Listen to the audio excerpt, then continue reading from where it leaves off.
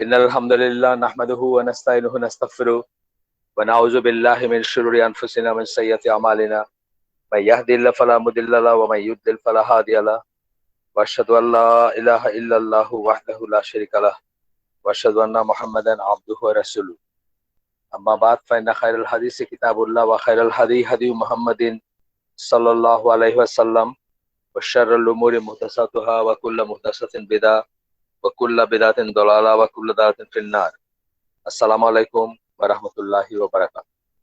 আমরা গতদিন যে যে সেকশনের যে জায়গায় শেষ করছিলাম, সেকশনটার নাম ছিল যে justice of the Quran legislation, সুবিচার, কোরআনের লেজিসলেশন, কোরআনের আইন কানুন যেগুলা প্রণয়ন করছে কোরআন বা কোরআন বলছে আমাদেরকে, বিধি নিষেধ যেগুলা, সেগুলোর ভিতরে যে জাস্টিস, সেটা নিয়ে আমরা আলাপ করতেছিলাম এবং সেখানে একখানে আমরা স্টপ করছিলাম। সেখান থেকে আজকে বড় আয়াত ছিল দেখে আমি সেদিন আর শুরু করিনি।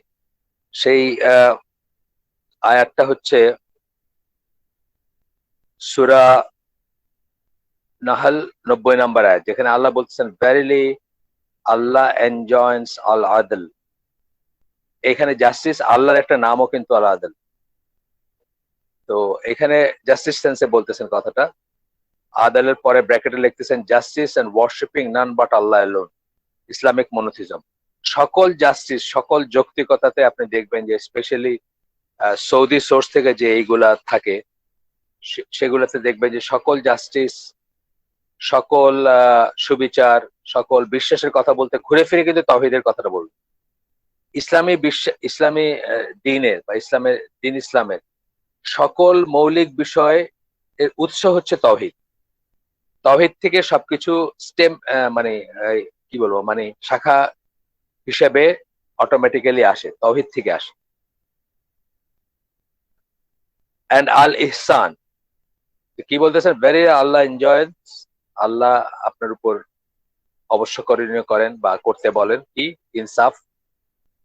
এনজয়েন্স মানে অর্ডার করা বা এই ধরনের সেন্সটা আসে।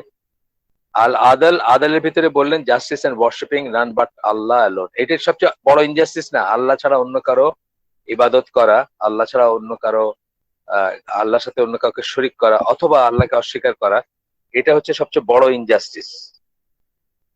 ঠিক আছে, তো সেই হিসাবে বললেন আর কি এটা। তারপর বলতেছেন আল ইহসান, আল ইহসানে বলতেছেন যে ব্র্যাকেটে that is to be patient in performing your duties to Allah, totally for Allah's sake and accordance with sunnah.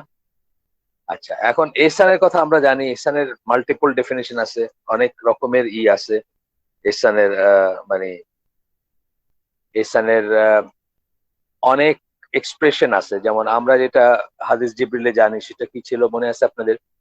সেটা ছিল যে এমনভাবে আল্লাহর ইবাদত করো যেন তুমি আল্লাহকে দেখো, আর যদি তুমি আল্লাহকে নাও দেখো তবে জেনে নাও যে তিনি তোমাকে দেখেন। এটা ছিল একটা ডেফিনেশন। আর আমরা অন্যান্য ডেফিনেশন কি পড়ছি আরো, doing things beautifully for the sake of Allah, এটা একটা ডেফিনেশন আপনাদের মনে আছে কিনা আমি জানি না। আমরা যে কোনো জিনিস আল্লাহর কথা ভেবে, আল্লাহর জন্য বা আল্লাহ খুশি হবেন ভেবে সুন্দর করে করার চেষ্টা করা। ঠিক আছে, এখানেও সেরকম বলছেন, যদিও মানে পরে বলছেন এটা কথাটা, totally for sake of Allah, for the sake of Allah, আল্লাহর জন্য কেবল সমস্ত ডিউটি গুলা করা, সমস্ত ইবাদতের কাজ করা অথবা আনুগত্যের কাজ করা।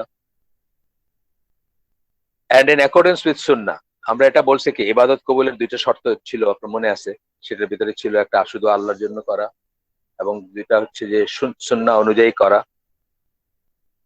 আর ২ নম্বরটা ছিল যে আল্লাহ রাসূল সাল্লাল্লাহু আলাইহি ওয়াসাল্লামের দেখানো পদ্ধতিতে করা।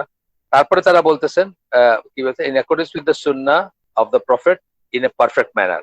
ইহসানের ওনাদের ডেফিনিশন ব্র্যাকেটের ভিতরে ছিল এটা। এন্ড গিভিং অথবা হেল্পিং, এই হেল্পিং সেন্সে আর কি, giving to kith and kith মানে নিকটাত্মীয়দেরকে দেওয়া। ঠিক আছে, দেওয়ার ভিতরে কি কি আসবে? সম্পদ দেওয়া, তাদেরকে দেখতে যাওয়া, লুকিং আফটার দেম, তাদের মানে ভালো মন্দ, কিসের সুবিধা কিসের অসুবিধা এটাই করা, আর any other kind of help etcetera, এগুলো সব আসবে এটার ভিতরে। এন্ড ফরবিডস আল ফাইশা, নিষেধ করেন কি? ফাইশা নিষেধ করেন। ফাইশার ভিতরে কি কি আসবে? All evil deeds. যদিও প্রাইমারিলি ফাহিশা বলতে আমাদের মাথায় অশ্লীলতা বা যৌনাচার এটাই আসে মাথায়, কিন্তু আসলে by extension all evil deeds, যত খারাপ জিনিস, যত অশ্লীল জিনিস, ডিসঅবিডিয়েন্স অফ প্যারেন্টস, বাবা মার এটা আসবে ফাহিশার ভিতরে, ব্র্যাকেটে ওনারা বলতেছেন। পলিথিজম, অফকোর্স শিরক হচ্ছে অত্যন্ত বড় একটা অশ্লীল ব্যাপার এবং খারাপ ব্যাপার এবং ইমপ্রপার ব্যাপার। টু টেল লাইজ, মিথ্যা বলা, টু গিভ ফলস উইটনেস, মিথ্যা সাক্ষী দেওয়া, to kill A life without right etcetera.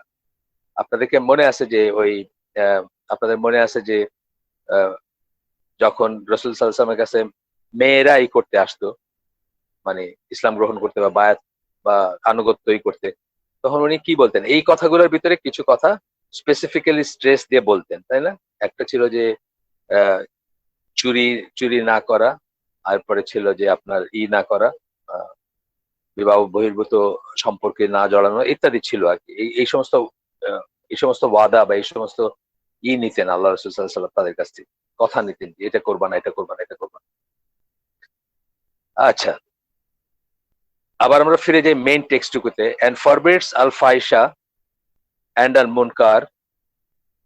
মুনকারের ভিতরে যত যত জিনিস শরিয়া নিষেধ করে, শিরক থেকে শুরু করে যত ধরনের শিরক আছে, যত ধরনের অবিশ্বাস আছে বা সন্দেহ আছে, every kind of evil did, সবকিছু আসবে। এন্ড আল বাগি, বাগে হইলো সব ধরনের অপারেশন বলছেন এখানে, জুলুম, কিন্তু বিদ্রোহ বটে। বিদ্রোহ বা কোনো কিছুর ইসে, মানে নিয়ম বহির্ভূত কোন রকমের ইসে যাওয়া, আন্দোলন বা সংগ্রাম বা এই ধরনের জিনিসে যাওয়া, অর্থাৎ কেউ সৃষ্টি করা, অনেক কিছু আসবে এটার ভিতরে। All kinds of operation. আপনারা জানেন যে জুলুমের অনেক মিনিং আছে। আপনি কারো গাড়ি জ্বালাই দিলেন রাস্তায়, এটা একটা জুলুম। আপনি রাস্তা বন্ধ করে রাখলেন, আমি হসপিটালে যেতে না পারে আমার রোগী মারা গেল এখানে, এটাও একটা অপারেশন। যে জন্য শুনতে আমাদের কাছে খুবই লাগে, কারণ আমরা যে দেশে জন্মাইছি বা যে পরিবেশ প্রতিবেশে আছি আমরা, এখানে এইসব ছাড়া কোনো আন্দোলন হয় না।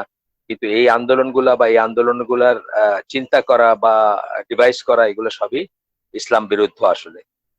এটা আমরা অনেক বয়সে জানছি বা অনেক দেরিতে জানছি। এগুলো আমাদের দেশে মানুষ পড়াশোনা করে না, জানে না, বা আসলে আমাদের দেশে আর কোনো ধরনের প্রোটেস্ট হয়তো কাজও করে না, সেটাও একটা ব্যাপার। সেই জন্য হয়তো মানুষ এসবে যায়। কিন্তু কাজ করে না বলেই বা একটা একটা জিনিস অন্যরা বোঝে না দেখে আমি যে ওটা লাইন ক্রস করতে পারি, এটার কিন্তু কোনো পারমিশন নাই। মানে আমি বলতেছি যে আমাদের শাসক বা আমাদের রাষ্ট্রযন্ত্র অথবা আমাদের অথরিটিতে যারা আছেন, তারা জ্বালা পোড়া ছাড়া তাদের মানে হুঁশ হয় না, যদি আমরা বলতে চাই কথাটা কোট আন কোট। সেটার জন্যই কিন্তু আমাদের জন্য জাস্টিফাইড হবে না এই কাজটা করা। এটা আমি বলতেছিলাম আর কি, যে two wrongs do not make a right, একটা কথা আছে না? এটা পুরান দিনের কথা, আগের কথা, কোরআনেরও কথা এটা, যে মন্দকে ভালো দিয়ে করবেন আপনি। এবং এটা এই হালে কিছুদিন আগে বিল ক্লিন্টন বলছিল, তো সবাই মনে করছে যে বিল ক্লিন্টনের মধ্যে এটা আবিষ্কার করলো কথাটা, ব্যাপারটা তা না। এটা অনেক আগের থেকে ইসলামের একটা নর্ম, যে দুইটা অন্যায়কে অন্যায় দিয়ে করবেন না, অন্যায়কে অন্যায় দিয়ে ট্রিট করবেন না, অন্যায়কে ভালো দিয়ে ট্রিট করবেন, ভালো দিয়ে খারাপকে ভালো দিয়ে জয় করবেন, খারাপকে ভালো দিয়ে রিপেয়ার করবেন, খারাপ খারাপ দিয়ে রিপেয়ার করবেন। এটা আর কি, এটা ইসলামের একটা মূলনীতি বলতে পারেন। এটা মনে রাখা উচিত আমাদের, কারণ আমরা অনেক সময় মনে করি যে আহ ওই তো এটা ছাড়া বুঝবে না কিছু, ওরে তো এইভাবেই শুধু করা যায়। যেটার একদম শেষ দিকের কথা হচ্ছে যে আমরা অনেক সময় চিন্তা করি যে আমরা কি বলতেছি। যে ইমরান বলে একজন সাহাবী ছিলেন, উনি বলতেছিলেন যে মডেস্টির কথা বলতেছিলেন, লজ্জাশীলতার কথা বলতেছিলেন, যে all of it is good. তখন একজন লোক তার সবাই বলতেছিল যে আজকালকার দিনের এটা চলে না, মানে যে ইতর তার সাথে ইতর না হইলে চলবে না। তখন ওনার চোখ চেহারা লাল হয়ে গেছে, যে আমি রাসূল সাল্লাল্লাহু আলাইহি ওয়াসাল্লামের একটা কথা বলতেছি তোমাদের, আর তোমরা আর্গু করতেছো। Modesty, all of it is good. সমাজে মন্দ লোক আছে, বেহায়া লোক আছে, অশ্লীল লোক আছে বইলেই কিন্তু তাদের সাথে অশ্লীল কথা বলা, অশ্লীল গালিগালাজ করা আমাদের জন্য জাস্টিফাইড হবে। আল্লাহ রসুল বলছেন all of it is good, all of it is good, লজ্জাশীলতা। এবং আপনি দেখবেন ইট পেইজ ব্যাক। আপনাকে যদি কেউ খারাপ কথা বলে, খারাপ জোক করে, আপনি যদি পার্টিসিপেট না করেন এবং অথবা উত্তর না দেন খারাপ পেতে, ওই লোকটাই দেখবেন একটা লিমিট আছে যেখানে লজ্জা পেয়ে তার অশ্লীল কথা বলা বন্ধ হয়ে যায়। যাই হোক, মানে এটা বিসাইডস দ্য পয়েন্ট, আমরা আবার ফিরে আসি। কুরতুবীর একটা বইয়ের রেফারেন্স দিতেছেন যে এই আয়াতের কথা সম্বন্ধে কুরতুবী বলছেন। কুরতুবী সম্বন্ধে আপনারা জানেন, মানে তফসিরের জগতে যাদের ইবনে কাসির তাবারির সাথে সাথে কুরতুবীর তফসিরটার নাম আসে, যদিও উনি স্প্যানিশ স্কলার ছিলেন, স্প্যানিশ অরিজিনাল স্কলার ছিলেন। তো উনি বলতেছেন যে this verse list the most important ruling in Islam. এই আয়াতটার কথা বলতেছেন, সূরা নাহলের 90 নম্বর আয়াত পড়লাম আমরা। এই আয়াতটা সবচেয়ে ইম্পর্টেন্ট রুলিং, রুলিং মানে কি ফতোয়া, বিধিনিষেধ বা নিয়ম বা আইন যাই বলেন, ইন এসেন্স মানে নির্যাস হিসাবে যদি বলেন আপনি, মানে ইসলামের বিধিনিষেধ গুলার কোর কথাটা এই আয়াতে আসছে। It summarizes all of the religion and all of Islamic law. অনেক বড় একটা কথা বলছেন, গোটা দিন ইসলামকেই সামারাইজ করে এবং যত ইসলামী ল আছে সবকটাকে সামারাইজ করে। এই বই পড়ার আগে আমি এই আয়াতটা নিয়ে এইভাবে কোনোদিন চিন্তা করি যে এর ভিতর আছে। এই জন্যই আমাদের অনেক লেখকের অনেক রকম বিশ্লেষণ পড়া উচিত, অনেক অ্যাঙ্গেল থেকে পড়া উচিত।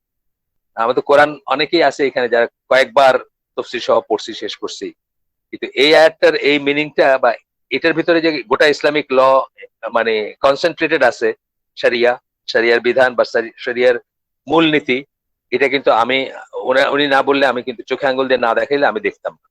এই জন্যই আমরা ডিফারেন্ট আয়োজন, ডিফারেন্ট ই করবো। আমরা সব জেনে গেছি এরকম আমাদের ভিতরে আসবে না ইনশাল্লাহ। হইতে পারে আমি 100 বার কোরআন পড়ছি কিন্তু এই জিনিসটা স্কিপ করে গেছি। এই জন্য স্কলারদের কাছে পড়া উচিত এবং স্কলারদের থেকে জ্ঞান নেওয়া উচিত বা তাদের এক্সপ্লেনেশন গুলো নেওয়া উচিত।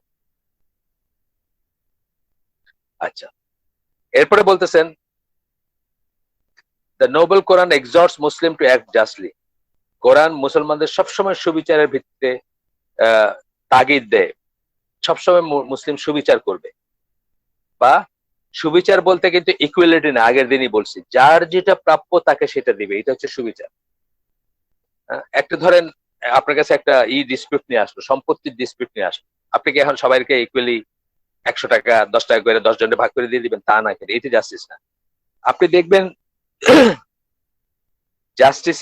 জাস্টিসের সূত্র যিনি, উৎস যিনি সবচেয়ে জাস্ট, যার একটা নাম হচ্ছে দি জাস্ট, এবং যার বিন্যাস, যার নিয়মে পৃথিবী মহাবিশ্ব চলে, উনি কাকে কোনটা দেওয়াটাকে ঠিক মনে করছে, ঠিক আছে?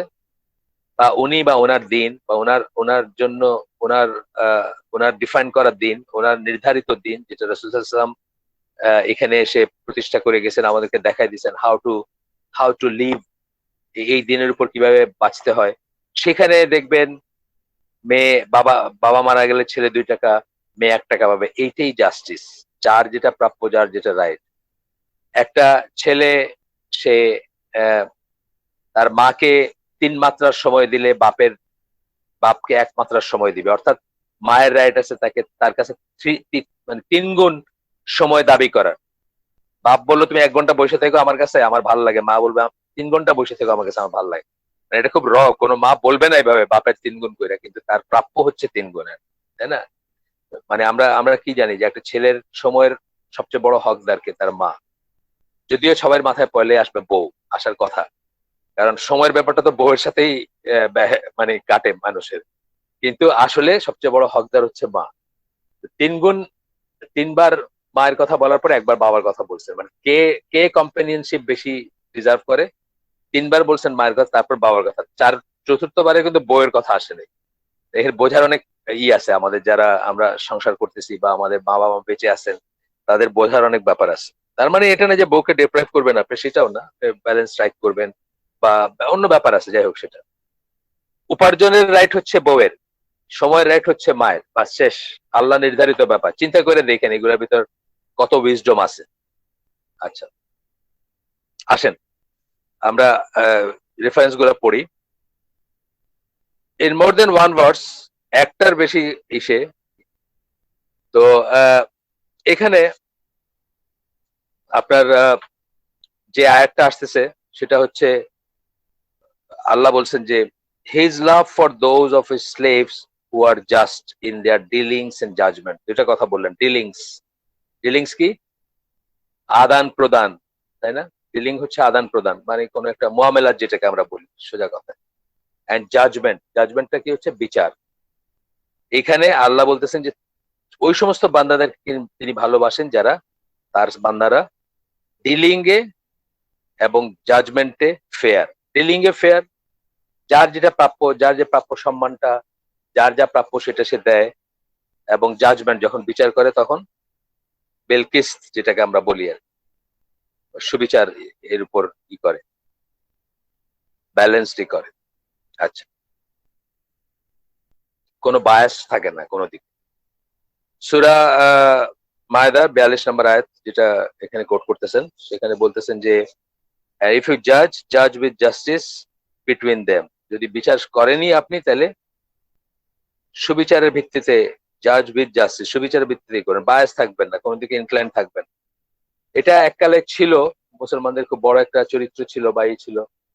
কিন্তু এখন দেখা যায় যে এই গ্রাম পঞ্চায়েত বা এই লেভেলের যে এইগুলো আছে, মসজিদ ভিত্তিক যে এইগুলা হয়, ওইগুলাও অনেক সময় আমরা শুনি যে বায়াসড হয় বা মুখ দেখে হয়, কার ইনফ্লুয়েন্স কতটুকু, কার টাকা পয়সা কত বেশি বা কার কাছে প্রাপ্তি কত বেশি, সেসব দেখে হয়। নজবিল্লাহ, এগুলার জন্য আসামির কাঠগড়ায় দাঁড়াইতে হবে কিয়ামতের দিন। এবং অত্যন্ত গর্হিত অপরাধ যখন বিচারক ই করবে, ইনক্লাইন থাকবে কোনো দিকে বা ই করবে না, সুবিচার করবে না, বুঝে করবে না আর কি। অনেক সময় না বুঝে হইতে পারে, সেটা অন্য জিনিস। রাসূল সাল্লাল্লাহু আলাইহি ওয়াসাল্লাম বলছেন যে একটা ঘটনা আছে যেখানে আমার এক্সাক্ট টেক্সটটা মনে নাই, সেখানে বলছেন যে আমার কাছে তোমরা যেভাবে উপস্থাপন করলে আমি তার ভিত্তিতে বিচার করতেছি।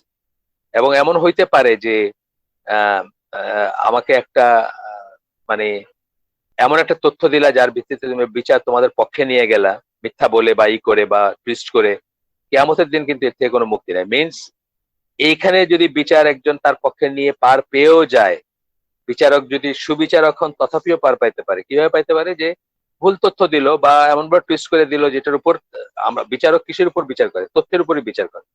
সেটার উপর যদি সে সুবিচার করে, হি ইজ ফাইন। কিন্তু যে টুইস্ট করলো তার জন্য কিন্তু রয়েই গেল, আখেরাতে তাকে আবার কাঠগড়ায় দাঁড়াইতে হবে। হাদিসের মর্মার্থ ছিল এরকম। আরেকটা আয়াতে আল্লাহ বলতেছেন, সূরা হুজুরাতের 9 নম্বর আয়াত, এখানে বলতেছেন, then make reconciliation between them justly and be equitable, verily Allah loves those who are equitable. Reconciliation, এটা সম্ভবত ওই আয়াতটা যেখানে মুসলিমদের দুইটা দলের ভিতর যদি ই হয়, আপনার ডিসপিউট হয়, তখন বলতেছেন আর কি যে কিভাবে এটাকে সেটেল করতে হবে। সম্ভবত ওই আয়াতটা, if I am not wrong. এটা এটা একটা দলিল কিন্তু, যে আমাদের স্বাধীনতার যুদ্ধের সময় কারা রাইট সাইডে ছিল, কারা রং সাইডে ছিল, এটা একটা দলিল বলে আমি মনে করি। কারণ মুসলিম দুইটা দুইটা পক্ষই মুসলিম ছিল, তাদের ভিতরে রিকনসিলিয়েশন করার একটা দায় দায়িত্ব ছিল সারা বিশ্বের মুসলিমদের বা বাংলাদেশের মুসলিমদের ইন পার্টিকুলার। বাংলাদেশে যাদের সে ছিল, যাদের বলার উপায় ছিল, তারা ইন পার্টিকুলার, সারা বিশ্বের মুসলিম ইন জেনারেল। কারণ দুইটা মুসলিম গ্রুপের ভিতর যখন আহ দ্বন্দ্ব বা মারপিট লাগে তখন এটাই নিয়ম। যাই হোক, এটুকুই বলছেন। ওই আয়াতটা হইলে এটা আংশিক কোট করছেন এখানে আর কি। আরো ছিল আয়াতটার কথা, সেটা দরকার নাই এখানে, অন্যখানে কোট করবেন, সেটা অন্যখানে আছে আমি দেখছি। এই আয়াতটা আরেকবার অন্য জায়গায় কোথাও কোট করছেন, বা সূরা হুজুরাতের আয়াত কোট করছেন, যেটা দুইটা মুসলিম গ্রুপের ভিতর ডিসপিউটের বেলায় বা মারামারি বা ঝগড়ার বেলায় ই করা হয়েছে, মানে সাজেস্ট করা হয়েছে সেটা। এরপরে আসতেছে আরেকটাই, যেখানে আল্লাহ বলতেছেন, আমরা একটু এক সেকেন্ড দাঁড়ান, ঠিক আছে। এখানে আল্লাহ বলতেছেন, এটা হচ্ছে সূরা মুমতাহিনার 8 নাম্বার আয়াত। এটা একটা দলিল, কিন্তু বিরাট দলিল এটা। আমাকে আমাদের এক দিনী ভাই, আমি জানি না আজকের হালাকে উনি আছেন কিনা, নাম বললাম না আমি, নাম বলার দরকার নাই। উনি আমাকে কয়েকদিন আগে ফোন করছেন। তো ওনার ব্যাপারে আমি বুঝি যে ওনার অনেক সময় উনি স্টার্টলড হয়ে যান, কিছু কিছু জিনিস তার মনে আসে সন্দেহর, ঠিক সন্দেহ না হইলেও উনি একটা আনসার খোঁজেন। এবং একটা আনসার পেলে দেখছি আবার উনি স্পেসিফাইড, মানে মানে ঠান্ডা হয়ে যান বা শান্ত হয়ে যান, বা ওনার ওনার ভাল লাগে, বা আমি বুঝি যে ওনার ভিতরে প্রশান্তি আসছে। তো উনি আমাকে আগে পিছে বেশ কিছু কথাবার্তা বললেন, তারপরে উনি ফাইনাল পয়েন্টটাতে আসলেন। আমি বুঝলাম যে এই পয়েন্টটার জন্যই উনি কিন্তু ওই বাকি কথাগুলো আমার সাথে বলছেন। আসল কথাটা উনি পরে বলতেছেন, হয়তো ওনার সংকোচ হইতেছে যে এখানে হয়তো তার একটু সন্দেহ প্রকাশ পাইতে পারে বা তার মনের আনসেটেলড অবস্থাটা প্রকাশ পাইতে পারে। তো উনি বলতেছিলেন যে এই যে মুশরিকদেরকে, ঈসাদেরকে যে হত্যা করার কথা বলা হয়েছে সূরা তওবার, ভাই এটা এটা মানে এটা আমরা কিভাবে দেখবো? আমি বুঝতেছিলাম যে ওনার কাছে মনে হইতেছে যে মুসলমানরা কি সবসময় খালি কাফের মসজিদে কাটতেই থাকবে আর মারতেই থাকবে, এরকম ব্যাপার নাকি? তখন আমি এই আয়াতটা বলছিলাম ওনাকে, সূরা মুমতাহিনার ৮ নম্বর আয়াত, যেখানে আল্লাহ বলেন, Allah does not forbid you to deal justly and kindly with those who fought not against you on account of religion. ধর্মের জন্য যারা আপনার এগেইনস্টে যুদ্ধ করে নাই বা করে না বা করে নাই, তাদের সাথে ভালো ব্যবহার করতে আল্লাহ আপনাকে আহ, মানে নিষেধ করেন না। And did not drive you out of your homes, এবং বাড়ির থেকে আপনাকে বহিষ্কৃত করে নেয়। এখানে মানে মূল ইটা আসতেছে হচ্ছে মেইনলি যাদের কথা আসতেছে তারা হচ্ছেন আসলে কুরাইশরা বা মক্কার কুরাইশরা, যেভাবে মুহাজির যারা তাদের সাথে যুদ্ধ করছে, তাদেরকে ঘর থেকে করছে, তাদের মাল মানে তাদের সম্পদ, তাদের ঘর বাড়ি, তাদের জন্মভূমি, তাদের নেটিভ ইসের থেকে তাদেরকে বিতাড়িত করছে এবং তাদের সাথে যুদ্ধ করছে, তাদের কথা আসতেছে। এইরকম যারা করে নাই তাদের সাথে দুইটা জিনিস বলছেন, জাস্টলি অ্যান্ড কাইন্ডলি, তাদের সাথে সুবিচার করতে এবং ভালো ব্যবহার করতে, দয়া পরবশ তোমাদেরকে আল্লাহ নিষেধ করেন। এখান থেকে আমরা কি জানলাম যে কাফের মুশরিক পথে পাইলেই মেরে ফেলতে হবে এমন কোনো কথা নাই। এটা ছিল পার্টিকুলার এক শ্রেণীর কাফের মুশরিকের এগেনস্টে অর্ডারটা ছিল সূরা তওবায়, এবং সেটা আল্লাহ এখানে ভেরিফাই করে দিয়েছেন যে যারা এটা এইসব করে নাই তাদের সাথে ভালো ব্যবহার করতে আল্লাহ তোমাদেরকে নিষেধ করেন। আর এটার এক্সটেনশনে আমরা দেখবো যখন কারোর সাথে আমাদের ট্রিটি থাকবে, যখন কারোর সাথে আমার আমানা থাকবে, কোন কারোর সাথে আমাদের নিরাপত্তার চুক্তি থাকবে। যেমন ধরেন একজন আমেরিকান যখন বাংলাদেশের ভিসা নিয়ে বাংলাদেশে ঢুকে, তখন কিন্তু বাংলাদেশ গভর্নমেন্ট তাকে কি দিল? ভিসাটার মানে কি? সেফটি, সিকিউরিটি, ফ্রি মুভিং এর রাইট বা যাই আছে, মানে একটা দেশে থাকা অবস্থায় সে এই গভর্নমেন্টের নিরাপত্তার ছায়ায় থাকবে। এখন একজন আমেরিকানকে, সে মুসলিম না, এই যুক্তিতে বাংলাদেশে কেউ যদি হত্যা করে সে অন্যায় করলো, এই আয়াতের এগেনস্টে গেল সে। কারণ এই পার্টিকুলার আমেরিকান বা সে এমন কোন দলভুক্ত না, ধরেন একটা গোষ্ঠী হিসাবে যদি থাকতো, যে ধরেন কথার কথা যে সে আহ, মানে এমন একটা গোষ্ঠীর যারা যেখানে পায় ওখানে মুসলমানদের মারে এবং মুসলমানদের ঘর থেকে বিতাড়ন করে, ঘর থেকে বাইর করে দিছে। কোরাইশদের যে আইডেন্টিটিটা ছিল, কোরাইশদের যে আইডেন্টিটিটা ছিল, যারা মক্কায় রয়ে গেল, যারা হিজরত করলো না, তাদের ব্যাপারে রাসূল সাল্লাল্লাহু আলাইহি ওয়াসাল্লাম বলছেন না তাদের ব্যাপারে দায়িত্ব নাই। কেন? মক্কার জনগোষ্ঠীটাই ছিল ওইরকম জনগোষ্ঠী যারা মুহাজিরদেরকে ঘর থেকে বিতাড়ন করছে, তাদের কাছে যুদ্ধ করছে। এই যে তাদের সাথে আহ, পার্থক্য করার জন্য অথবা দলগত পার্থক্য করার জন্য আল্লাহ রাসূল হিজরতের কথা বলছেন। আল্লাহ বলছেন কোরআনে, যারা সেটা করে নাই তথাপি ওদের ভিতর থাকছে, তাদেরকে তিরস্কার করা হয়েছে। বুঝতে হবে যে মানে এটা করা বলতে ওয়েল ডিফাইন্ড থাকতে হবে, ব্যাগ না আর কি ব্যাপারটা। এখন এখন ধরেন কথার কথা, আহ, ইন্ডিয়াতে আহ, ইন্ডিয়াতে কোনো একটা উত্তরপ্রদেশে হিন্দুরা মুসলমানদের উপর খুব অত্যাচার করতে মারতেছে, সেই জন্য বাংলাদেশের ওই ব্রাহ্মণবাড়ির একজন হিন্দুকে আপনি গিয়ে মাইরে ফেললেন, এটা এই কথাটা আমি বলছি। এটা জাস্টিফাইড না, এটা ঠিক না।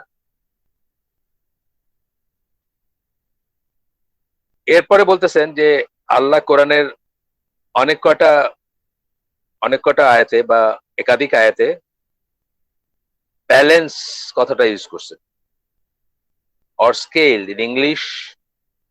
It is interesting to note the word scale is used in the expression the scale of justice.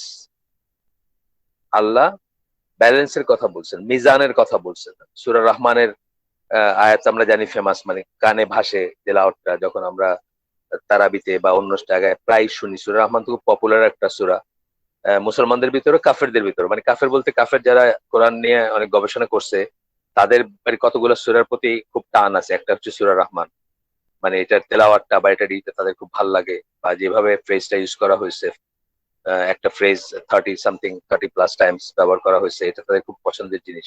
তো তাদের কতগুলা অরিয়েন্টালিস্টদের বা ইসেতে আমি দেখছি যে কতগুলা আছে, তাদের কতগুলা পছন্দের সূরা আছে বা আয়াত আছে, তার ভিতর সূরা রহমান একটা, সূরা নূর একটা, এরকম আছে তাদের বেশ কিছুই। সূরা নূরের মানে ওই যে ওই লাইট আপন লাইট, ওই ওই আয়াতটা, নূরুন আলা নূর আছে না একটা আয়াত, সেটা আর কি, সেটা নিয়ে অনেক গবেষণা আছে, 1000 পৃষ্ঠা লেখা আছে। যাই হোক, তো আহ আপনার সূরা রহমানের আয়াতটা কোট করতেছেন এখানে, and the heaven he has raised high and he has set up the balance. এরপরে বলতেছেন, in order that you may not transgress due to, আগেরটা ছিল 7 নম্বর আয়াত, 8-9 নম্বর আয়াত আল্লাহ বলতেছেন, in order that you may not transgress due balance and observe the weight with equity and do not make the balance deficient. এটা নিয়ে অনেক কথা আছে এই কটা আয়াতে, 7, 8, 9 নম্বর, অনেক ধরনের কথা আছে। যে প্রথম কথা হচ্ছে যে সমস্ত মহাবিশ্ব যে ব্যালেন্সে আছে, আপনারা যারা একটু অ্যাস্ট্রোফিজিক্স বা ওইসব জিনিস নিয়ে পড়াশোনা করছেন তারা জানেন যে কি ধরনের ব্যাপার, আর মানে কি ধরনের ব্যালেন্স, এটা মানে চুলচেরা বললেও কম বলা হবে, এরকম মানে ব্যালেন্সে আছে, ইকুইলিব্রিয়ামে আছে বা সাম্য অবস্থায় আছে। তা নাইলে এই সমস্ত কিছু লন্ডভন্ড হয়ে যেত। এটা যারা একটু পড়াশোনা করছেন তারা জানেন। সাথে সাথে তাদেরকে ওই আকাশ থেকে মাটিতে নামায় নিয়ে আসলেন আল্লাহ, আইনা বললেন যে ওজনটাও ব্যালেন্স করতে হবে, ওজনে কম বেশি করা যাবে না, সঠিক ওজনের মাপ দিতে হবে বা সঠিকভাবে করতে হবে, ঠিক আছে? কোন ধরনের কোনো ব্যালেন্সকে ডিস্টার্ব করা যাবে না। যেখানে যেখানে ব্যালেন্সের কথা বলা হয়েছে, কোন ধরনের কোনো ব্যালেন্সকে ডিস্টার্ব করা উচিত না বা করা যাবে না। এখানে অনেক বড় অর্থ, এখানে অনেক কথা আছে, আমাদের বিয়ন্ড স্কোপ, আমরা জাস্ট একটু টাচ করে গেলাম। Overall meaning of this versus is as follows, মানে এরপরে উনি একটু বলে দিচ্ছেন যে এই 3টা আয়াত সূরা রহমানের 7, 8 এবং 9, just as Allah has created the heavens and the earth, আকাশসমূহ এবং পৃথিবী, by the truth and with justice, সত্যের উপর এবং সুবিচারের উপর এবং সাম্যের উপর এবং ইকুইলিব্রিয়ামের উপর, so you too should be just in all of your actions, আপনিও সুবিচার করবেন আপনার সকল অ্যাকশনে। এখানে কিন্তু ট্যাঞ্জিবল জিনিসের সুবিচার করা হচ্ছে। আমার গতদিন প্রশ্ন করছিলেন এই নিয়ে, এই যে একাধিক বিয়ে করলে ব্যালেন্স বা ফিক বা এইসব নিয়ে একজন প্রশ্ন করছিলেন। তো শুধু সেইখানে না, ব্যালেন্স শুধু ওয়াইফদের ভিতর না, ছেলে মেয়েদের ভিতর ধরে, ছেলে মেয়েদের ভিতর এটা হইতেই পারে যে আপনার 2টা ছেলের ভিতর ইট ইজ জাস্ট, আপনি ইউ ক্যানট হেল্প ইট, যে একটা ছেলের সমস্ত কিছু আপনার অনেক পছন্দ হয়, একটা ছেলের অনেক কিছু পছন্দ হয় না, ঠিক আছে? এই ফিলিং আপনার ভিতরে থাকতে পারে। কিন্তু যখন বড় ছেলেটাকে 10টা টাকা দিবেন, তখন ছোট ছেলেটাকে 10টা টাকা দিবেন। ওই যে রাসূল সাল্লাল্লাহু আলাইহি ওয়াসাল্লাম বলছেন যে আমি জুলুমের সাক্ষী হব না, ওইটার আলোকে ব্যালেন্সের কথাটা আসতেছে মোস্টলি ট্যাঞ্জিবল জিনিসে, গণা যায় যেসব, দেখা যায় যেসব, বোঝা যায় যেসব, সেসব। ভালোবাসা, ফিলিং, এগুলো তো বায়বীয় জিনিস, এগুলো দেখা যায় না, মাপা যায় না, ট্যাঞ্জিবল না, সেগুলোর ব্যাপারে আসতেছে না। সেখানে আপনার 19-20 হইতেই পারে বা 19-20 হওয়ার ব্যাপারে আপনার বিশেষ হাত নাও থাকতে পারে। ছেলে মেয়ের বেলায় বললাম একদিকে, বাবা মায়ের বেলায় বললাম, ধরেন বাবা মায়ের বেলায় আপনি একজনের প্রতি বায়াসড, ফ্যামিলি গুলো আপনি দেখবেন যে আমার ফ্যামিলি ছিল বাবা বায়াসড, আমাদের যখন জ্বর হইতো আমরা বাপের সাথে শুইতে যেতাম। এটা কেন আমি এক্সপ্লেন করতে পারবো না। এমন না যে আমাদের আম্মা খুব খারাপ গৃহিণী ছিলেন, অত্যন্ত মাশাআল্লাহ মানে গৃহিণী ছিলেন, আর তো কিছু ছিলেন না, বা জীবনটা সংসারের জন্য নিয়োজিত করে গেছেন, উইচ ইজ আবার বিতর্কের ব্যাপার আছে, এতটুকু করা ঠিক কিনা সেটাও আছে। বাট আমি বলতেছি যে গৃহিণী ছিলেন, আম্মা গৃহিণী ছিলেন, তথাপি কিন্তু আমাদের আব্বা কিন্তু খুব একটু রাশভারী টাইপের ছিলেন, অনেক কম কথা বলতেন, ফালতু কথা বলতেন না, এই হাসি ঠাট্টা করতেন না। বা আমরা খুব ভালো করে যদি একটা ভালো করে আব্বা ডাকতে পারতাম তো মনে করতাম যে আমরা লাকি আর কি। ধরেন আব্বা বই লাগিয়ে একটা আবদার করতে পারলে বেশ ভালো লাগতো আর। কিন্তু আমরা দেখতাম যে আমাদের যখন শরীর খারাপ হইতো, জ্বর হইতো, আমরা তখন মায়ের সাথে শুইতে না চাই, বাপের সাথে শুইতে যেতাম। এরকম কিন্তু এই যে বায়াসটা, এটা অটোমেটিক আসছে, এটা কিন্তু আমাকে বলে দিছে বা আমি হিসাব করে করছি বা এটা করে আমার মনের ভিতরে যে টানটা, যে জ্বর হইলে বোধহয় বাপের সাথে শুইলে কমফোর্ট লাগবে, এটা তো কেউ এটাতে আই ক্যানট হেল্প ইট। কিন্তু বলতেছেন যে অন্য ব্যাপার যেগুলা ট্যাঞ্জিবল, যেগুলা মাপা যায়, গোনা যায়, ধরেন কথার কথা আমি বলতেছি যে আপনি গিফট আনতেছেন, বাইরে গেছেন, আপনার আব্বার জন্য আনলেন, আম্মার জন্য আনলেন না, বা আম্মার জন্য আনলেন, আব্বার জন্য আনলেন না, বা এক ভাইয়ের জন্য আনলেন, আরেক ভাইয়ের জন্য আনলেন না, এই ধরনের হওয়া উচিত না। দৈনন্দিন জীবনের কথা বলতেছে। আচ্ছা, তো বলতেছেন so you too should be just in all your actions, for if you do so all things will be based upon truth and justice. এটা যদি করেন সমাজে সংসারে শান্তি থাকবে, সুখ থাকবে, সমৃদ্ধি থাকবে এবং হৃদ্যতা থাকবে যদি এটা করেন। আর এটা না করলে দেখবেন অত্যন্ত ছোট জিনিস থেকে কিন্তু এগুলো শুরু হয়। একজন ছেলে যখন জানবে যে মা লুকায় আরেকজন ছেলেকে, ওই ছেলেটা আনরুলি বা ওই ছেলেটার খরচ বেশি বা ওটা বিড়ি খায়, তার 10টা টাকা এক্সট্রা দিচ্ছেন, তার ভাল লাগবে না, তাই না? মানে এই এই কিন্তু অবিচার শুরু হইল, বা এই কিন্তু একটা কি বলবো, মানে একটা ব্যালেন্সটা থাকলো না। দুইজনই মায়ের ছেলে, কিন্তু একজনকে 10টা টাকা লুকায় দিচ্ছেন, যদি এটা এ জানে যে বি কে লুকাই দিচ্ছেন, তখন এর মনটা খারাপ হবে। সে আর ওই যে জাস্টিফিকেশনের দিকে তাকাবে না যে ওই ভাই তো কি করবে, দুষ্ট, সিগারেট খাইতে শিখছে, এখন সিগারেটের পয়সা নাই, অন্যের কাছ থেকে নিবে বা ই করবে, এগুলার যুক্তি থাকবে না। তো তো এটাই বলছেন যে ইফ ইউ ডু সো, তা যদি করেন, all things will be based upon truth and justice, সবকিছু সত্যের উপর এবং সুবিচারের উপর প্রতিষ্ঠিত থাকবে। Not just Allah's creation of the universe, শুধুমাত্র যে এই মহাবিশ্ব আল্লাহ ব্যালেন্সেই করছেন তা না, but also the actions and interactions of man, মানুষের, এটা ইবনে কাসির থেকে কোট করছেন এই তাফসীরটা, মানুষের অ্যাকশন এবং ইন্টারেকশন গুলাও সুন্দর হবে বা ওইগুলো ব্যালেন্সড হবে।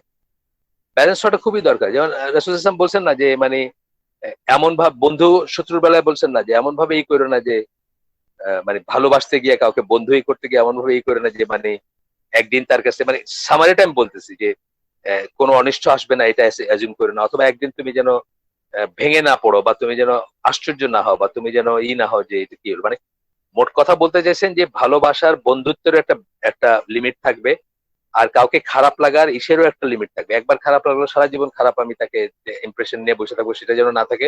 একবার ভালো লাগলো, তার সবকিছু দিয়ে দিলাম, তারপর দেখলাম সবকিছু নিয়ে আসেন চম্পট, তারপরে আমি মাথায় হাত দিয়ে বসে পড়ছি, কেন এত ভালোবাসলাম কিন্তু সে আমার এরকম করলো। এটা হয় না? এটা হয় বন্ধুদের ভিতর, বন্ধুর বন্ধুর ভিতর হয়, ভাই ভাইয়ের ভিতর হয়, হাজবেন্ড ওয়াইফের ভিতর হয়। হাজবেন্ড ওয়াইফের একটা ই আছে না, সবকিছু লেখা। আমাদের জাহাজে এক ক্যাপ্টেন ছিলেন, আল্লাহ তাকে মাফ করুন, জান্নাত নসিব করুন। উনি সমস্ত ই বউয়ের নামে করছেন, যা জীবনে উপার্জন সব বউ, মানে বউ বিরাট বড় লোকের মেয়ে ছিলেন। অনেকে হয়তো তার কথা জানবেন, আমি নাম বললাম না, নন জাহাজিরা জানবেন না, জাহাজও আমার জেনারেশন জাহাজিরা জানবেন না, এখনকার তারা জানবেন না। যাই হোক, তো উনি অনেক বড় লোকের বা অনেক উঁচু ফ্যামিলির মেয়েকে বিয়ে করছিলেন। তো এমনই গদগদ ছিলেন যে উনি, ওনার তো এক মেয়ে, বাপের মেয়ে, তো বলছে যে বাসার তুমি আর জায়গা কিনে কি করবে, আমার এত বড় বাড়ি আছে, ই আছে। তো উনি ওইটার উপরে বিশাল আলিশান এটি বানাইছেন, মানে জীবনের সবকিছু এখানে ইনভেস্ট করছেন। তারপরে কোন এক সময় সামওয়্যার ডাউন দ্য লাইন ওই বউ তাকে ঘর থেকে বাইর করেছে। এই জিনিসটা, এটা যেন না হয়, মানে ভালোবাসাটা এমন যেন না হয় যে জীবনের সর্বস্ব কাউকে দিয়ে দিলাম। আবার আহ হ্যাঁ, শত্রুতাও যেন এমন না হয় যে একদিন ধরেন একটা লোক আমার এগেনস্টে বা দিনের এগেনস্টে বা ইসলামের এগেনস্টে একটা কথা বলছে, ঠিক আছে, সে খারাপ লোক, সে গর্হিত কাজ করছে, কিন্তু হু নোজ যে সামওয়্যার ডাউন দ্য লাইন সে আমার চেয়ে ভালো একটা মুসলিম হবে না। সেটা যদি কোনোদিন জানি, সেদিন যেন এটা না বলি যে আরে ওর কথা কই না, ও তো আগে এটা ছিল। এটা আমরা যেন, আমরা we should not act god, আমি মাঝে মাঝে বলি যে আমরা যেন ঈশ্বরের রোল না নেই। ঈশ্বরই শুধু, মানে ঈশ্বর মানে গড বা আল্লাহ, ইলাহ যিনি, উনি শুধু জানেন যে আমরা আহ জীবনের পরিণতি থেকে কি হব। আমরা যেন সেই রোলটা না নেই, আরে ওর কথা বলে কি, ও তো এরকম ছিল, ওর কথা বললে কিছু না, ও ওইরকম থাকলেও এখন অন্যরকম হইতে পারে। আর আমরা সাহাবীদের বেলায় অহরহ দেখি এরকমই যে আহ, যে যিনি সবচেয়ে বড় শত্রু ছিলেন, তিনি সবচেয়ে বড় মিত্র। খালিদ বিন ওয়ালিদ একজন, মানে উদাহরণ, যে যার জন্য উহুদের ডিজাস্টারটা হয়, এবং তার জন্য আবার মুতার ইটাও হয়, মানে মুতা যে, মানে বহু মুসলিমের প্রাণ রক্ষার একটা আসবাব বা সাবাব, মানে কার্যকারণ যদি আমরা ধরি, রাসূল সাল্লাল্লাহু আলাইহি ওয়াসাল্লাম কিন্তু তাকে রিট্রিটের জন্য ই করছেন, খালিদ সাইফুল্লাহ বলছেন। রিট্রিটটা করছেন খুব মানে খুব প্রজ্ঞার ভিতর দিয়ে, খুব দক্ষতার ভিতর দিয়ে, প্রাণ রক্ষা করে অনেক মুসলিমের, আরো অনেক ডিজাস্টার হতে পারতো, পুরা বাহিনীটাই নাই হয়ে যেতে পারতো এখানে। সেটার জন্য কিন্তু তাকে ওই উপাধিটা দেওয়া হয়েছে সাইফুল্লাহ। এই বিজয়ের জন্য বা ওই মানুষ মারতে পারছেন কতটা মানে উল্টা অন্য সেনাবাহিনীর, সেই জন্য কিন্তু তাকে ইটা দেওয়া হয়নি, ওই ওই ইটা মানে উপাধিটা। যদিও পরবর্তীতে উনি অগণিত যুদ্ধে জিতে সেটা ই করছেন, সেটা অন্য জিনিস, সেটাকে বাস্তবায়ন করছেন। আল্লাহর তরবারি যে তাকে নাম দিছিলেন রাসূল সাল্লাল্লাহু আলাইহি ওয়াসাল্লাম, সেটাকে উনি অনার করছেন, সেটা আলাদা ব্যাপার। তো যাই হোক, এরপরে বলতেছেন যে এই আগের যে আমরা আয়াতটাই দেখলাম, তো বলতেছেন যে discuss the blessing of man's creation, the blessing of revelation, the submission of all that is in the universe. আগের যে আয়াতগুলো আমরা যে এই যে ইসের আপনার সূরা রহমানের 3টা আয়াত পড়ছিলাম আমরা, আপনাদের জাস্ট এই মাত্র পড়লাম। The submission of all that is in the universe to Allah. এই মহাবিশ্বে যা কিছু আছে সব আল্লাহর কাছে সাবমিট করছে। অন্যত্র আসছে আল্লাহ বলছেন যে কাম উইলিংলি অর আনউইলিংলি, পছন্দ করে হোক বা পছন্দ না করে হোক তোমাকে সাবমিট করতে হবে। এক্সেপ্ট মানুষ এবং জিন, তারা এই বার্ডেনটা নিছে যে তারা চয়েসটা একসেপ্ট করছে যে তাদের চয়েস থাকবে to submit or not to submit. আর সবাই এমনিতেই সাবমিট করছে। আচ্ছা, এগুলা কিছুটা অ্যালিগরিক্যাল কথা, কিন্তু সামারিটা ঠিকই আছে, সামারিটা ওইটাই। এন্ড আল্লাহর মানে মুতাশাবি আয়াত যেগুলো, সেগুলো তো আমরা সবকিছু বুঝে ফেলবো এমন না। এটা আমরা জানি সূরা আল ইমরানের এই যে প্রথম দিকে 7 নম্বর আয়াত বোধহয়, ওইখান থেকে আমরা জানি যে অনেক মিনিং থাকতে পারে, মাল্টিপল মিনিং থাকতে পারে, লেয়ার আপন লেয়ার মিনিংস থাকতে পারে, থাকতে পারে এবং থাকেও। তো যাই হোক, এখানে বলতেছেন যে and the forming of the universe upon truth and justice.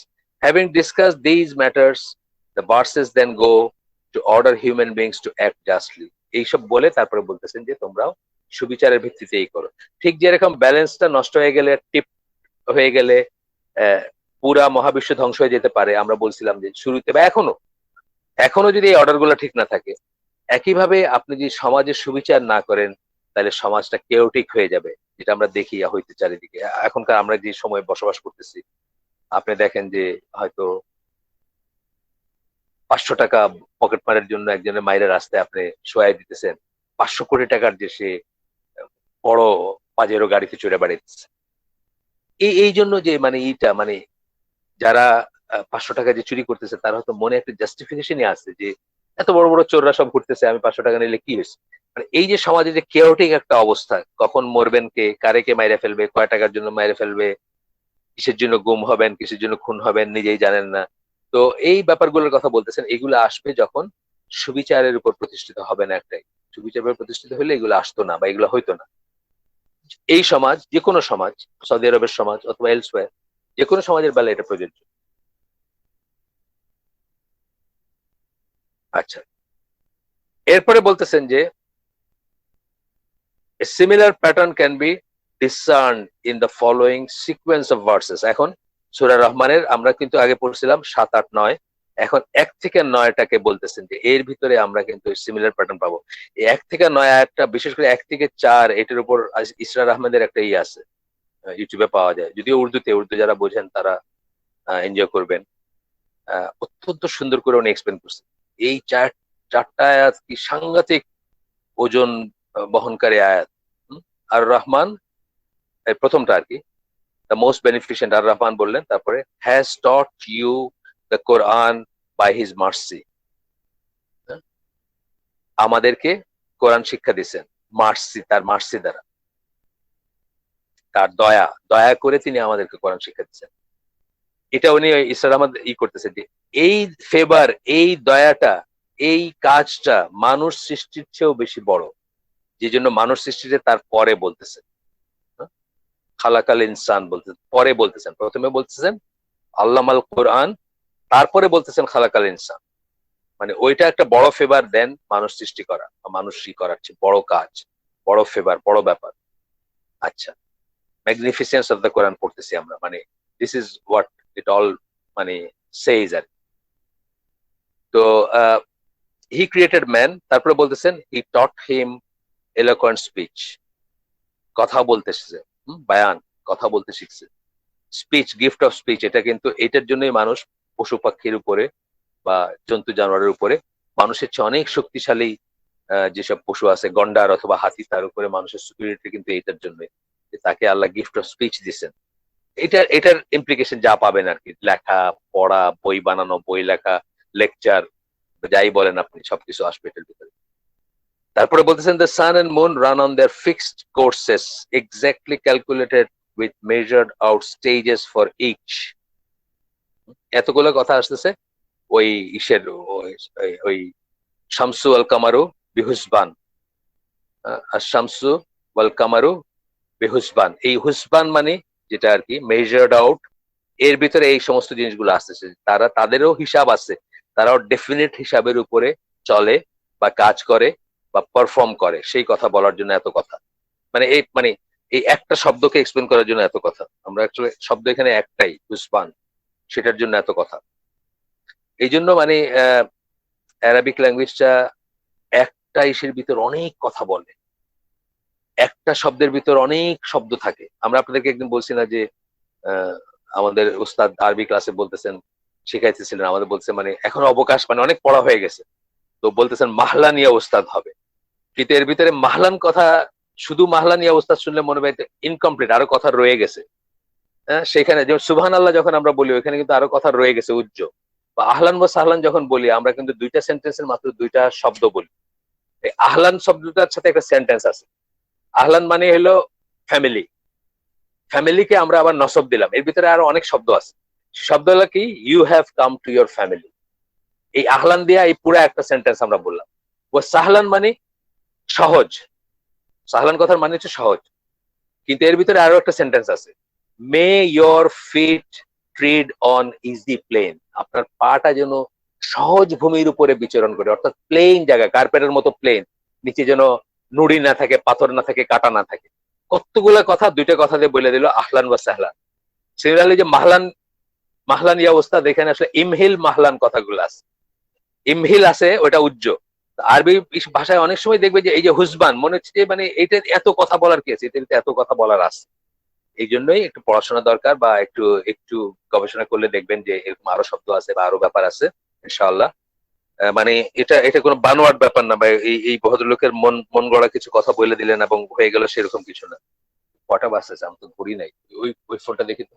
এক সেকেন্ড, আমার কাছে এই ফোনের আর ঘড়ি ডিসপ্লেতে আসতেছে না। কত জাতের হ্যান্ডিক্যাপ, 11টা 19। আচ্ছা, তারপরে কি বললেন?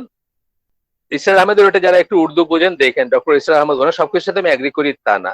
এটা অলওয়েজই মনে রাখবেন যে যখন কোন একজন স্কলার কথা বলতেছি বা কোন একজন বিশেষ ব্যক্তির কথা বলতেছি, তার সবকিছু, এই যে মোহাম্মদ আসাদের ক্রান্তিলগ্নে ইসলাম, আমি একের পর এক করে যাচ্ছি, একটা বই ইসলামের দ্য ক্রসরোডস, আমি এগ্রি করি। দেয়ার আর আদার বুকস যার সাথে আমি এগ্রি করি না। তো এটা মনে রাখবেন, ইসরার আহমেদ ওনার সমস্যা ছিল, উনি জামাত থেকে বের হয়ে নিজস্ব ধ্যান ধারণা ছিল ওনার। হিজবুত তাহরির তাকে খুব ভ্যালু করতো বা করে। ওনার সবকিছু হোলসেল আপনাকে করতেও বলতেছে না।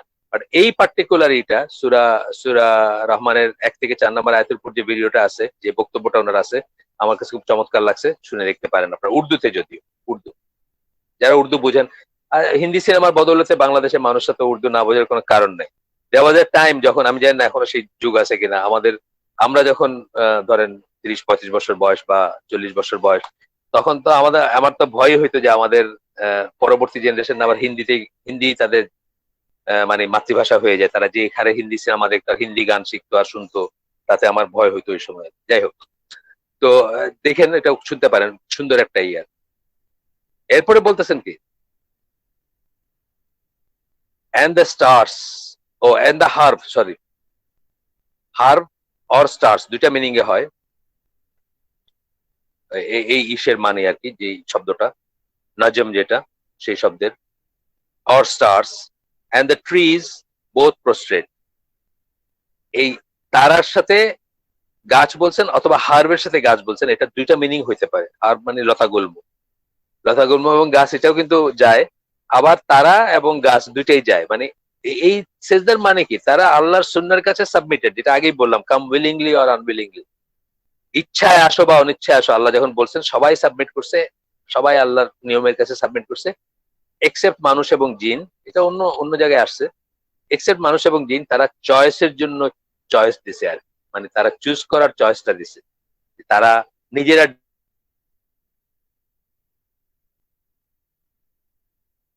তারা নিছে জাহান্নামী হওয়ার রিস্ক নিছে। আচ্ছা, এরপরে আপনার and the heavens he has raised high, ওই যে এই আয়াতগুলো আমরা পড়ছি, 7, 8, 9 আমরা পড়লাম না, এইগুলো আসছে পরে। and the heaven মানে আকাশকে, he has raised high, উঁচুতে উঠাইছেন বা উঁচুতে করে রাখছেন, and he has set up balance, এবং সেগুলোকে ব্যালেন্সে রাখছেন। মানে আকাশে যা কিছু আছে, যত অবজেক্ট আছে, যত হেভেনলি বডিজ আছে, সবকিছুকে আল্লাহ ব্যালেন্সে রাখছেন। এন্ড অবজার্ভ, এর পরের কথাটাই মোহাম্মদ আসাদ এটাকে খুব সুন্দর করে বলছেন মেসেজ কোরআনে, যে আহ, অনেকখানি দেখবেন, এটা কোরআনের একটা স্টাইল, আপনাকে আখেরাত, জান্নাত, জাহান্নাম, আকাশ এসবের কথা বলে হঠাৎ করে মাটিতে নামায় নিয়ে আসা হলো। মাটির একটা মান্ডেন জিনিস যে আপনাকে বোঝায় দেওয়া হলো যে আপনি এখনো মাটিতে আছেন না, অথবা এখানেও আপনাকে ই করতে হবে। তো এটা এটা একটা, এই আয়াতটাকে উনি ওইভাবে বলছেন আর কি। অথবা অনেক সময় মাটির কথা বলতে বলতে এই সম্পত্তি ভাগ, এটা সেটা, মানে সব মান্ডেন জিনিস আর কি, এত এত এক এক ষষ্ঠাঙ্গ এক পঞ্চমাংশ পাবে, এটা পাবে ওটা পাবে বলে হঠাৎ করে আবার আল্লাহ এবং আখিরাতে আল্লাহকে ভয় করো বা এই ধরনের একটা আয়াত দিলেন, মানে আবার আপনাকে অন্য ডাইমেনশনে নিয়ে গেলেন। এটা কোরআনের একটা স্টাইল, যাতে আপনি একটার পিছনে সর্বস্বই না করেন, শুধু দুনিয়ার পিছনেও না দৌড়ান, শুধু আখিরাতের পিছনে না দৌড়ান। আপনার একটা ব্যালেন্স থাকতে হবে, বডি এন্ড সোল, দুনিয়া এবং আখেরাত। এই যে কান্তিলগ্ন ইসলাম খুব সুন্দর একটা কথা বলছেন, যে জান্নাত লাভের জন্য দুনিয়াকে ঘৃণা করতে হবে, এটা ইসলাম শিখায় না। জান্নাত লাভের জন্য দুনিয়াকে ঘৃণা করতে হবে সেটা শিখায় না। দুনিয়ার থেকে লিমিটেড নিবেন, কিন্তু দুনিয়াকে রেনাউন্স করা শেখায় না। আপনি বৈরাগী হয়ে যাবেন, আপনি জঙ্গলে চলে যাবেন, আপনি বস্তা পরে থাকবেন, আপনি বিয়ে করবেন না, সবকিছু ঘৃণা করবেন না, এগুলা সব পাপ, এগুলা কেউ করে না। এটা এটা আল্লাহ চান না, ইসলাম চায় না আপনার কাছে। জান্নাত লাভের জন্য দুনিয়া ঘৃণা করার দরকার। দুনিয়াকেও আপনি ভালোবাসতে পারেন, তবে দুনিয়ার ভালোবাসা যেন আখিরাতের ভালোবাসার চেয়ে বেশি না হয়। দুটা যদি একত্রে ভালোবাসেন এবং চান, তাতে আপনার কোনো সমস্যা নাই। আচ্ছা, এরপরে আয়াতগুলো তো আমরা আগে পড়লাম। যাই হোক, এরপর বলতেছেন, দেন in the noble Quran the concept of justice has profoundly spiritual meaning. Justice বলতে আধ্যাত্মিক মিনিং আছে, শুধুমাত্র চোখে দেখা 10 টাকা 10 টাকা এই জাস্টিস না, এর বাইরেও ব্যাপারটা যায়। মানে আরো অনেক মিনিং আছে, চোখে দেখা জিনিসের বাইরেও যায়। যেমন দেখবেন যে, এই আমি ভুলে গেছি আয়াতটা, হয়তো ই করলে পারবো বাইর করতে, যে ওই মৃত্যুর সংবাদ পেয়ে যারা আসে বাড়িতে, তাদের যদি পারেন, নিকটাত্মীয় যারা, তাদেরকেও মৃতের কিছু দিলেন। ধরেন একটা একটা বদনা ইউজ করতো, ওটা দিয়ে মানে বদনা দিয়ে অজু করতো, ওইটা কাউকে দিলেন। হয়তো অত নিকটাত্মীয় না, মানে আপন কেউ না, চাচাতো ভাইয়ের ছেলে আসছে, তাকে দিলেন। মানে কিছু কিছু দিলেন সবাইকে, চিহ্ন যেটা, যে আমার শাশুড়ি মারা গেলেন অল্পদিন আগে, গত 5 তারিখে মারা গেলেন, গত মাসের 5 তারিখে। তা আমরা ওয়াইডার একটা সার্কেলে তার এক একটা করে চিহ্ন আমি দেখলাম, আমার ওয়াইফ এবং তার বোন তারা দিলেন মনে করে করে, মানে অমুকে, আচ্ছা অমুকে এই জিনিসটা করছে, বা আব্বা আম্মা খুব আদর করতেন, বা একটা 200 থার্ড স্টেপের কেউ, তাকেও কিন্তু একটা কিছু দিচ্ছেন বা দিলেন। এই জিনিসটা কোরআনে বলছেন, যে দেওয়ার দিতে বলছেন। আর তারপরে আর একটু আগে গিয়ে বলছেন কি, যেটা কোরআনিক ফেনোমেনন বলতে মালিক বিন নবী উল্লেখ করছেন, যে মানে এইখানে এসে হয়তো পৃথিবীর সকল ধর্ম, সকল নৈতিকতা এসে শেষ হয়ে যেত, কিন্তু এটাকে আগে গিয়ে মালিক বিন নবী বলতেছেন। তারপরে বলতেছেন যদি সেটা না সম্ভব হয়, না হইতে পারে, কোন ফ্যামিলি খুব গরিব, তাহলে তাদের সাথে হাসি মুখে ভালো ব্যবহার করতে বলতেছে।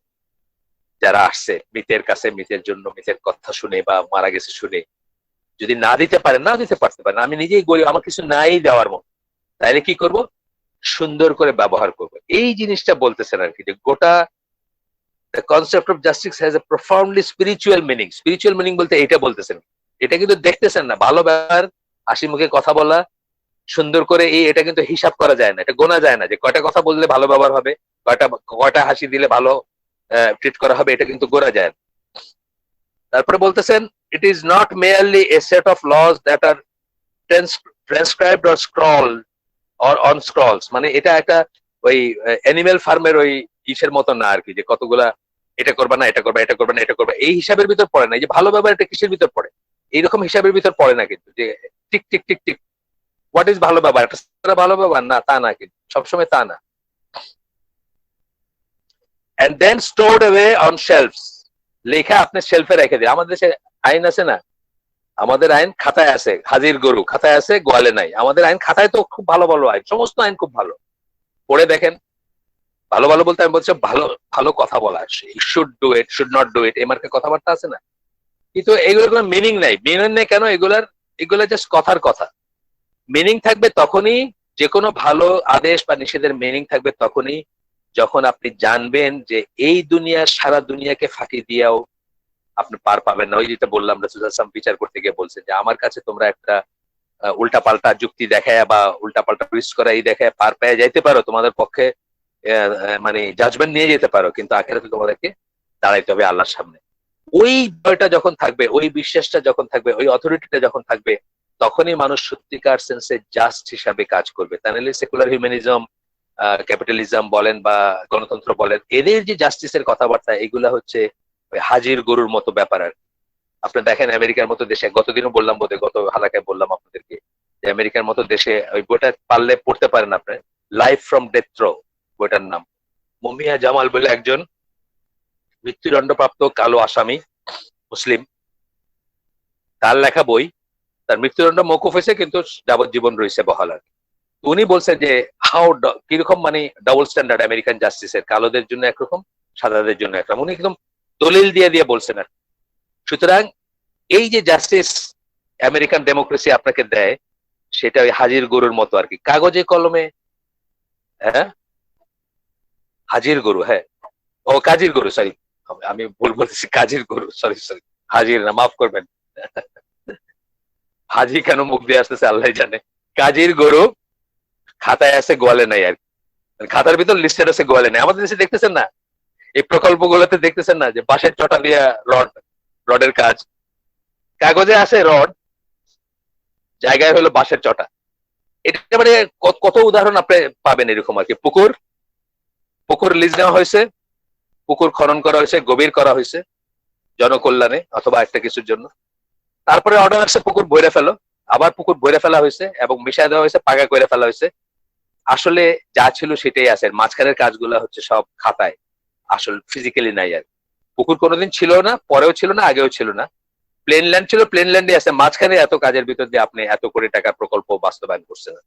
এইগুলো আমাদের দেশে কমন জিনিস, বা সব সেক্টরেই যারা এই যে লোন নেয় গভর্নমেন্ট থেকে বা ব্যাংক থেকে নেয়, ফিশারিজ, মেসার্স এবিসিডি ফিশারিজ, একটা মাছও কোনোদিন ছিল না, থাকবেও না, কিন্তু লোন হয়তো এটা রেখেছে 5 কোটি টাকা। এটা দেশে আমেরিকা একটা অলরেডি একটা অ্যাপার্টমেন্ট কিনেই ফেলছে ধরেন। আর বাকিটা দিয়ে আর কি এখানে হয়তো আসলে পরে ঘাপ ঘুপ দু একটা আপনি দেখলেন যে মাছের ই করতেছে, কে মাপবে কয়টা মাছ ফালাইছে, সে কয়টা মাছ আসে, তাই না? পারলে সে ওই পাবলিক ইস্যুতেও চলে যাবে, মানে শেয়ার বাজারে বা স্টক এক্সচেঞ্জেও তার একটা ই খুলে ফেলবে পারলে, আরো 100 কোটি টাকা হাতায় নেওয়ার জন্য।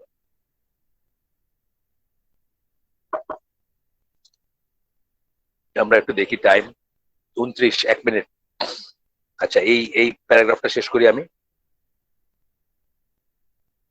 তো বলতেছেন এটা কোনো জাস্ট একটা সেট অফ ল না যেটা লিখে আপনি বুকশেলফে রাইখা দিলেন, না। ইনডিড বইলা বলতেছেন justice in the Quran is a virtue must be applied. কোরআন যে জাস্টিসের কথা বলতেছে সেটা প্রতিনিয়ত প্রতিদিন অ্যাপ্লাই করতে হবে, প্রতি মুহূর্তে অ্যাপ্লাই করার জিনিস আছে। and that as a preceding verse, as the preceding verses indicate, এবং যেটা এই আগের ভার্স গুলা ইন্ডিকেট করতেছে, আগের আয়াত গুলা ইন্ডিকেট করতেছে, with all the important belief of Islamic monotheism, তাওহীদের সমস্ত বিশ্বাস ধারণ করে আপনি এটাকে অ্যাপ্লাই করবেন। এই জন্য আমরা যখন বলি সৎ কাজ, আল্লাহ যেটাকে সৎ কাজ বলছেন সেটা সৎ কাজ। আমরা যখন বলি ভালো কাজ, আল্লাহ যেটাকে ভালো করছে কাজ বলছেন সেটা ভালো কাজ। আপনি তাওহীদ দিয়ে পড়াশোনা করতে গিয়ে দেখছেন না, আলটিমেট অফ তাওহীদ কি? আল্লাহর জন্য ভালোবাসা, আল্লাহর জন্য ঘৃণা করা, আল্লাহ যা পছন্দ করছেন তা করা, যা অপছন্দ করছেন তার থেকে বিরত থাকা। তাহলে আমরা আজকে এই প্রপার ইটা এখানে শেষ করে দিই। যদি প্রশ্নোত্তর থাকে, আমি জানি না, যদি কোনো প্রশ্ন থাকে তাহলে আমরা সেটা নিব। আমাদের প্রোগ্রেস খুব ভালো না, বাট আলহামদুলিল্লাহ। আমি তো গ্রাম থেকে করতে পারবো কিনা বা কেমন হবে নেটওয়ার্ক বা এসব এসব নিয়ে একটু চিন্তায় ছিলাম। আমার মনে হয় ঠিকই আছে, মানে কোনো ইন্টারাপশন হয় নাই। তো আমরা আমাদের প্রপার ই শেষ করে দিই আজকে। আর কোনো প্রশ্নোত্তর যদি থাকে। আজকে এখানে আসলে কোনো প্রশ্ন কেউ দেয় নাই। আচ্ছা, তাহলে তো শেষ করে দিতে পারি আমরা। হ্যাঁ, শেষ করে দিতে পারি। ঠিক আছে, তাহলে আমরা আজকের জন্য শেষ করে দেই। সুবহানাকা আল্লাহুম্মা বিহামদিকা আশহাদু আল্লা ইলাহা ইল্লা আনতা আস্তাগফিরুকা ওয়া আতুবু ইলাইক। আমরা যে শুনলাম তার ভিতরে ভালো কিছু শুনে থাকলে সমস্ত প্রশংসা আল্লাহর, খারাপ কিছু শুনে থাকলে সমস্ত ব্যর্থতা আমার, এবং সেটা শয়তানের তরফ থেকে। আমরা যেন শুনে বাসায় যাইতে যাইতে বা দিনের অন্যান্য কাজে লাগতে লাগতে যেন একটু ভুলে না যাই। যেটা শুনলাম একটা একটা নসিহা, একটা ভালো ইও যদি আমরা জীবনে ইমপ্লিমেন্ট করতে পারি, আমাদের একটা সৎ কাজ বাড়বে ইনশাআল্লাহ। সেভাবে আমরা জিনিসগুলোকে দেখা উচিত, দেখবো আমরা। আর না হলে এই হালাকাগুলা আমি আল্লাহর কাছে পাবো, রিওয়ার্ড পাবো। আমি তো আগেই বলছি, আমার রিওয়ার্ড যেটা বা আমার আজর যেটা, ওইটা আপনারা কয়জন এটা ইমপ্লিমেন্ট করলেন তার উপর কন্টিনজেন্ট না, বা তার উপর নির্ভরশীল না। কিন্তু আপনারা তো অনেক সময় দিলেন, তাই না? এই যে ধরেন 38, 39 ছিলেন এক সময়, 38 পর্যন্ত ছিলেন আজকের হালাকায়। 38 ইন্টু 1 আওয়ার মানে 38 ম্যান আওয়ার্স আপনাদের গেছে। এটা যেন আল্লাহ আমাদেরকে আমাদের জীবনে কাজে লাগে, এবং জীবনে যেন আমরা কাজে লাগাইতে পারি, একটু হইলেও যেন লাগাইতে পারি, সেটা চেষ্টা করব। আসসালামু আলাইকুম ওয়া রাহমাতুল্লাহি ওয়া বারাকাতুহু।